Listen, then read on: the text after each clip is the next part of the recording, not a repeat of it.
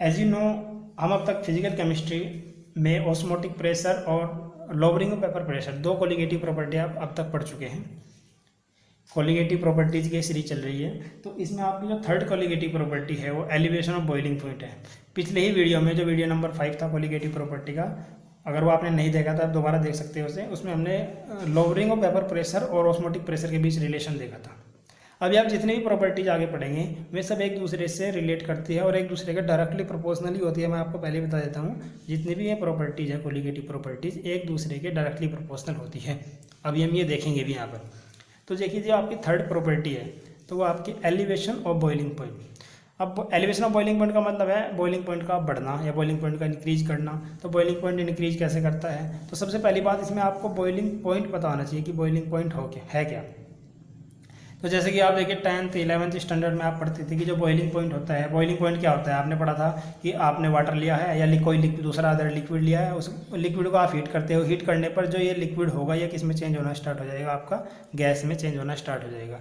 तो जिस टेम्परेचर पर ये लिक्विड आपका गैस में चेंज हो जाता है उस टेम्परेचर को हम उस लिक्विड का बॉइलिंग पॉइंट कहते हैं। बहुत नॉर्मली आपने पढ़ा था कि जिस टेम्परेचर पे आपका लिक्विड गैस में बदल जाता है वो टेम्परेचर उस लिक्विड का बॉइलिंग पॉइंट कहलाता है। तो आप जैसे आपने वाटर के लिए पढ़ा है कि वाटर का बॉइलिंग पॉइंट 100 डिग्री सेंटीग्रेड होता है, ठीक है। बट इसकी जो एक आप फिर ग्रेजुएशन जिसमें आप जैसे पढ़ रहे हो, एक आपने स्टैंडर्ड डेफिनेशन पढ़ी थी, वो कैसे पढ़ी थी कि जो एटमॉस्फेरिक प्रेशर है यानी कि जो आपका वातावरण है उसका जो प्रेशर है वो सीधा सीधा रिलेट करता है आपके बॉइलिंग पॉइंट को, या सीधा सीधा अफेक्ट करता है आपके बॉइलिंग पॉइंट को, प्रभावित करता है। ऐसे कैसे प्रभावित करता है कि आपका एटमॉस्फेरिक प्रेशर अगर ज़्यादा है तो आपका वेपर प्रेशर भी उसके इक्वल होना चाहिए। तो एटमॉस्फेरिक प्रेशर अगर ज़्यादा है, देखिए सीधी सी बात है कि अगर एटमॉस्फेरिक प्रेशर ज़्यादा है तो वेपर का प्रेशर भी ज़्यादा ही होना चाहिए। तो आपको एटमॉस्फेरिक प्रेशर और वेपर प्रेशर को इक्वल करना होता है, ठीक है। एटमॉस्फेरिक प्रेशर और वेपर प्रेशर को आपको इक्वल करना होता है। तो अगर एटमॉस्फेरिक प्रेशर बढ़ा हुआ है तो आपको वेपर प्रेशर बढ़ाने के लिए, अब वेपर प्रेशर क्या होता है? जो लिक्विड ये गैस में बदला है, यानी गैस जो है वेपर्स हैं, तो इन गैसेज का या वेपर्स का जो प्रेशर होगा उसे ही बोलते हैं वेपर प्रेशर। तो आपको इस वेपर प्रेशर को बढ़ाने के लिए क्या करना पड़ेगा? और ज़्यादा टेम्परेचर देना पड़ेगा। समझ रहे हैं आप इसके? तो अगर आपका एटमॉस्फेरिक प्रेशर ज़्यादा होता है तो आपका वेपर प्रेशर भी ज़्यादा होना चाहिए, उसके लिए आपको टेम्परेचर और ज़्यादा बढ़ाना पड़ेगा। तो इसलिए कहते हैं अगर आपका कहीं मौसम ठंडा मौसम है यानी कि आपको कोल्ड सीजन है तो कोल्ड सीजन में जो एटमॉस्फेरिक प्रेशर होता है वो बढ़ जाता है, तो आपको लिक्विड के वेपर प्रेशर भी बढ़ाना होता है। तो कोल्ड, जहाँ पे आपको कोल्ड सीजन है तो उस जगह अगर आप पानी को गर्म करते हो, वाटर को हीट करते हो, तो वहाँ पर आपको ज़्यादा टेम्परेचर देना पड़ता है। जबकि आप समर सीजन में या गर्मियों के सीजन में आप वाटर को हीट करते हो तो आपको कम टेम्परेचर देना पड़ता है क्योंकि एटमॉस्फेरिक प्रेशर कम हो जाता है। तो इसी बेस पर हम ये डेफिनेशन देते हैं कि जिस टेम्परेचर पर लिक्विड का वेपर प्रेशर एटमॉस्फेरिक प्रेशर के इक्वल हो जाता है उस टेम्परेचर को ही लिक्विड का बॉइलिंग पॉइंट कहा जाता है। तो ये तो बात हुई आपकी बॉइलिंग पॉइंट की। अब हम बात कर रहे हैं एलिवेशन ऑफ बॉइलिंग पॉइंट। अब एलिवेशन ऑफ बॉइलिंग पॉइंट, अभी देखिए हम एक कंडीशन मान के चल रहे हैं। इसमें जो आपका एटमॉस्फेरिक प्रेशर है वो तो एक जैसा ही है क्योंकि आप एक प्लेस पर ही, आप या तो कोल्ड सीजन में, या तो आपका कोल्ड सीजन चल रहा है, आपका समर सीजन चल रहा है, किसी भी एक सीजन में आप हो। तो आपका जो एलिवेशन ऑफ बॉइलिंग पॉइंट है, पहले देख लीजिए, रिप्रेजेंट जो करते हैं हम डेल्टा टी बी से रिप्रेजेंट करते हैं। अब डेल्टा जो रिप्रेजेंट कर, डेल्टा किसे बताता है? डेल्टा बताता है चेंज को, बी बता रहा है यहाँ पर आपका बॉइलिंग पॉइंट को, और टी बता रहा है आपका यहाँ पर टेम्परेचर को। तो देखिए सीधा सा यहाँ से आपको पता क्या चल रहा है कि बॉइलिंग पॉइंट का टेम्परेचर अगर चेंज हो जाए तो उसे हम किससे रिप्रेजेंट करेंगे? डेल्टा टी बी से। अब देखिए चेंज होने का मतलब क्या है कि आपने वाटर लिया हुआ है, तो आप जानते हैं वाटर का जो बॉइलिंग पॉइंट होगा वो कितना होता है? 100 डिग्री सेंटीग्रेड। अब वाटर आपका क्या है? एक सॉल्वेंट। अब इसे हम वेपर प्रेशर के बेस पे या ऑस्मोटिक प्रेशर के बेस, किसी के बेस पे आप समझ सकते हो। मैंने बताया आपको कि ये सब कोलिगेटिव प्रॉपर्टी एक दूसरे से रिलेट करती है। तो अगर आप देखते हो कि आपका सॉल्वेंट है और एक आप लेते हो, फिर आपने शुगर लिया, शुगर और प्लस वाटर, तो ये आपका क्या बन गया? एक सॉल्यूशन। तो इसका टेम्परेचर कितना होगा हमें ये देखिए कैसे पता लगाएं हम? टेम्परेचर कम होगा या फिर ज़्यादा होगा? ये तो पता नहीं हमें कितना होगा, बट हम ये बता सकते हैं कि कम होगा या ज़्यादा होगा। तो जैसे कि हम पढ़ रहे हैं कि एलिवेशन ऑफ बॉइलिंग पॉइंट तो बढ़ता है। अब वो कैसे बढ़ता है? देखिए अभी आपका बॉइलिंग पॉइंट वाटर का कितना है? 100 डिग्री सेंटीग्रेड। ये सॉल्वेंट है। आप वेपर प्रेशर से इसे रिलेट करते हुए चलिए। अब आप जानते हैं कि जो सॉल्वेंट होता है इसका वेपर प्रेशर ज़्यादा होता है। सॉल्वेंट जो होता है उसका वेपर प्रेशर ज़्यादा होता है, ठीक है। तो आप जब उसमें शुगर मिलाते हो तो शुगर मिलाने पर हमने पढ़ा हुआ है कि वेपर प्रेशर में कमी हो जाती है, यानी कि लोअरिंग ऑफ वेपर प्रेशर आपने पढ़ा था। तो सॉल्यूशन में क्या होता है, वेपर प्रेशर में कमी हो जाती है। क्यों? क्योंकि जो आपका शुगर है वो नॉन वोलेटाइल सॉल्यूट है, जो कि वाटर की सरफेस को कवर कर लेता है, जिससे उसका वेपर प्रेशर कम हो जाता है। तो अगर आपको उसका वेपर प्रेशर बढ़ाना है, या आप कह लो आपको इसका वेपर प्रेशर सॉल्वेंट के वेपर प्रेशर के इक्वल करना है, इस कंडीशन को हम क्या कहते हैं, ऑस्मोटिक प्रेशर। जब सॉल्यूशन का वेपर प्रेशर और सॉल्वेंट का वेपर प्रेशर इक्वल हो जाए वो क्या होता है, ऑस्मोटिक प्रेशर होता है।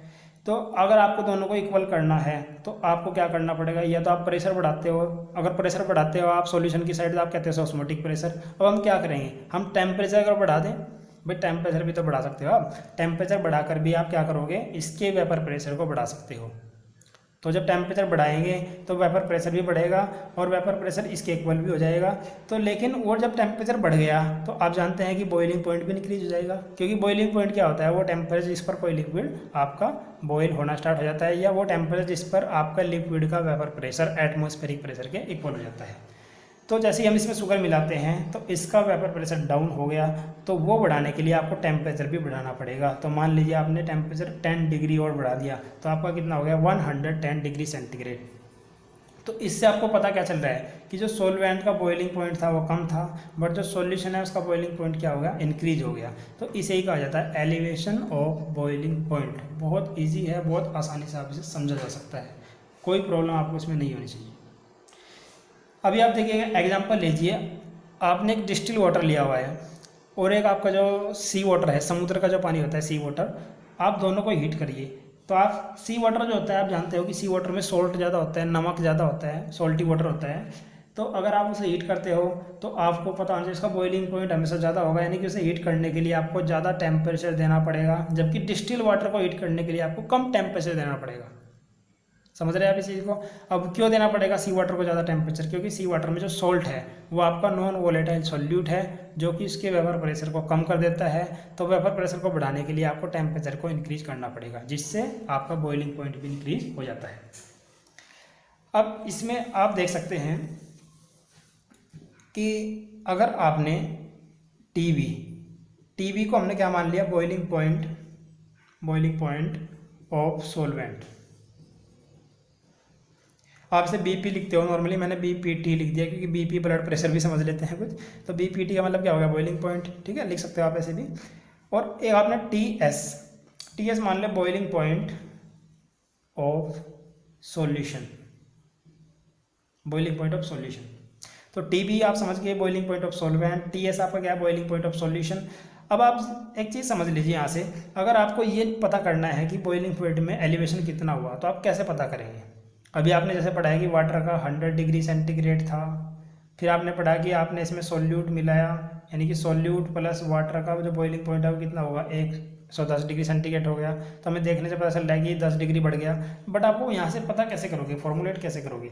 देखिए जो टीबी है आपका बॉइलिंग पॉइंट ऑफ सॉल्वेंट है, सॉल्वेंट आपका क्या मान लीजिए वाटर है, फिर आपका जो सॉल्यूशन का बॉइलिंग पॉइंट है वो कितना है, 110 है। तो अब देखिए अगर सॉल्यूशन से सॉल्वेंट को माइनस कर दीजिए, यानी कि सॉल्यूशन से सॉल्वेंट को माइनस कर दीजिए, तो आपको डिफरेंस इन बॉइलिंग पॉइंट को बता सकते हो आपको पता लग जाएगा डिफरेंस इन बॉइलिंग पॉइंट। तो जो डिफरेंस इन बॉइलिंग पॉइंट है वो हम किससे रिप्रेजेंट करते हैं, डेल्टा टीबी से।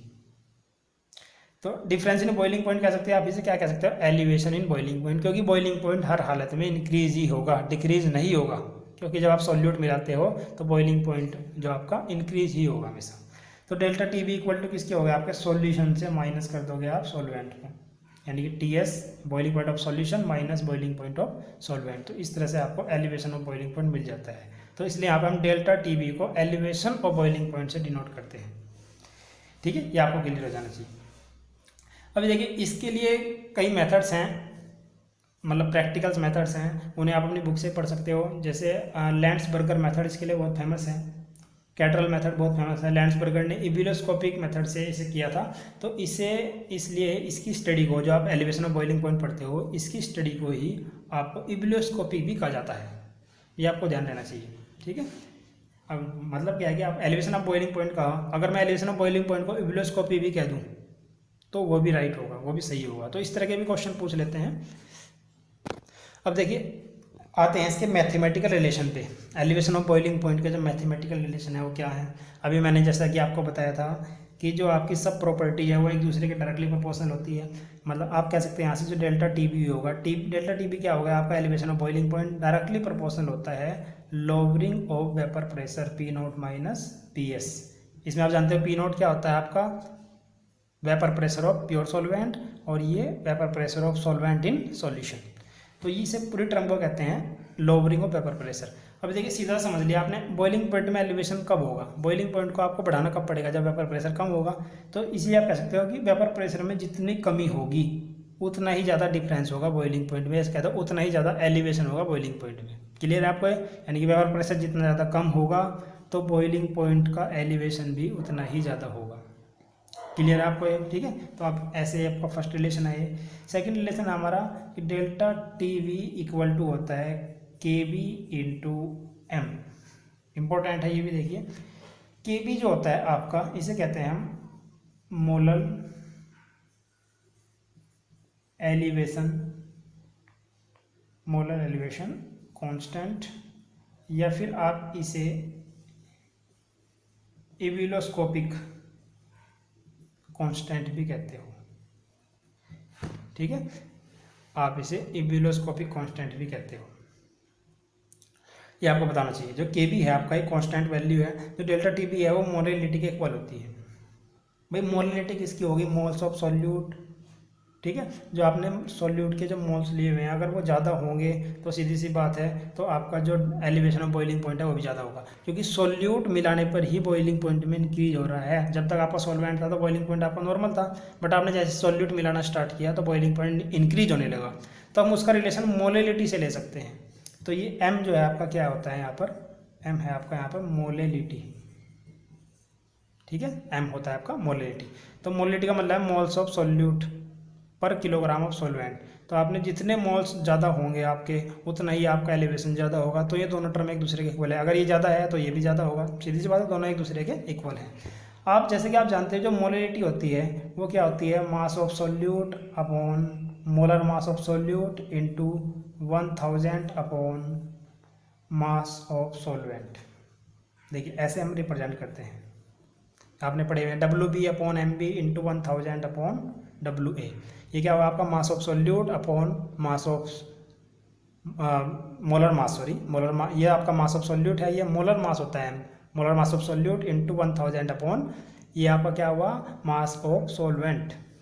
तो इस टर्म को देखिए एम की वैल्यू को पूरी उठाकर आप यहाँ रख दीजिए, तो डेल्टा टी बी किसके इक्वल आ जाएगा, डेल्टा टी बी इक्वल आ जाएगा आपके डब्ल्यू बी इंटू 1000, और देखिए के बी भी यहीं पर है तो आप लिखते हो इंटू क्या होगा आपका के बी और upon M B W A. तो इस तरह से आपका एक ये फॉर्मूला यहाँ से जनरेट हो जाता है, ठीक है। तो यानी कि एलिवेशन ऑफ बॉइलिंग पॉइंट आप ऐसे कैलकुलेट कर सकते हो। या आपको मोलर मास पूछा हुआ है सॉल्यूट का, वो कैलकुलेट कर सकते हो। या मास ऑफ सॉल्वेंट पूछा हुआ है आपको, वो कैलकुलेट कर सकते हो। या आपको मोलर एलिवेशन कांस्टेंट पूछा हुआ आप यहाँ से कैलकुलेट कर सकते हो, ठीक है। फॉर्मूले को चेंज कर सकते हो, या आप में कोई प्रॉब्लम नहीं होनी चाहिए। आपको जैसे मैंने बताया के भी यहाँ पर आपका मोलर एलिवेशन कांस्टेंट है, ठीक है, जिसे हम डिफाइन ऐसे कर सकते हैं। जो बॉइलिंग पॉइंट में एलिवेशन होता है वो 1 ग्राम ऑफ सॉल्यूट, जब आप 1 मोल ऑफ सॉल्यूट आप 1 किलोग्राम सॉल्वेंट में डिजोल्व करते हो तो बॉइलिंग पॉइंट में जो एलिवेशन होता है उसे हम के बी से रिप्रेजेंट करते हैं। क्लियर है आपको ये, जब आप 1 किलोग्राम सॉल्वेंट में 1 मोल सॉल्यूट का डिजोल्व करते हो तो उसके बॉइलिंग पॉइंट में जो एलिवेशन होता है उसे हम के बी से रिप्रेजेंट करते हैं, यानी कि इसे हम क्या कहते हैं मोलर एलिवेशन कांस्टेंट। अब देखिए अगर आपका किलोग्राम है और किलोग्राम को ग्राम में आपने चेंज किया हुआ है तो आप 1000 ग्राम ही लिखते हो। लेकिन अगर आपका 100 ग्राम दिया हुआ है तो सीधा फॉर्मूला देखिए, ध्यान रख लीजिएगा फॉर्मूले में ये चीज़ ध्यान रखिए, किलोग्राम दिया हुआ है ग्राम दिया हुआ है। अगर आपका 100 ग्राम दिया हुआ है तो सीधा आप क्या करिए W B into 100 into K B upon M B W A. तो फिर आपका फॉर्मूला ये हो जाएगा अगर आपका ग्राम में 100 ग्राम में है, ठीक है। तो उसी अकॉर्डिंग आप फॉर्मूला बना सकते हैं। अब देखिए जो नेक्स्ट रिलेशन है, इस वीडियो को पॉज करके आप इन फॉर्मूले को देख सकते हो, लिख सकते हो अपनी कॉपी में, वरना आपको मैंने नोट्स भी शेयर किए हुए हैं उनमें भी देख सकते हो। अब देखिए जो नेक्स्ट है आपका नंबर 4 पर आपका आता है कि के बी मोलर एलिवेशन कांस्टेंट जो होता है वो इक्वल टू होता है are T nought square upon 1000 LV। ठीक है। अब देखिए ये सब टर्म क्या है, आपका जो Kb है वो क्या आपका मोलर एलिवेशन कांस्टेंट होता है। तो आप मोलर एलिवेशन कांस्टेंट को कैसे निकाल सकते हो? मोलर एलिवेशन कांस्टेंट जो होता है वो नॉर्मल बॉइलिंग पॉइंट के, यानी प्योर सॉल्वेंट का जो नॉर्मल बॉइलिंग पॉइंट होता है उसके डायरेक्टली प्रोपोर्शनल होता है। मतलब आपका जो टी नोट होगा यहाँ पर वो क्या होगा, normal boiling point of pure solvent. ठीक है, टी नोट होता है आपका normal boiling point of pure solvent. इसे टी से भी रिप्रेजेंट कर सकते हैं, खाली टी भी लिखा होगा, इसमें आप कंफ्यूज मत होइएगा। अब आपका देखिए जो एल वी है, एल वी भी लिखा हो सकता है वहाँ पर, या कैपिटल एल वी भी लिखा हो सकता है, या फिर एल ई भी लिखा हो सकता है। देखिए वी जो वेपराइजेशन को दिखाता है, या ई इवेपोरेशन, तो दोनों बात एक ही है। कैपिटल एल भी हो सकता है, स्मॉल एल भी हो सकता है, इसे ध्यान रखिएगा, कभी इसमें कन्फ्यूज हो आप। तो ये इसे कहते हैं लेटेंट हीट। एल फोर क्या हो गया, latent heat of evaporation, latent heat of evaporation. और जो ये होती है कैलोरी पर ग्राम में। और ये किसके लिए देखते हो, ऑफ प्योर सॉल्वेंट।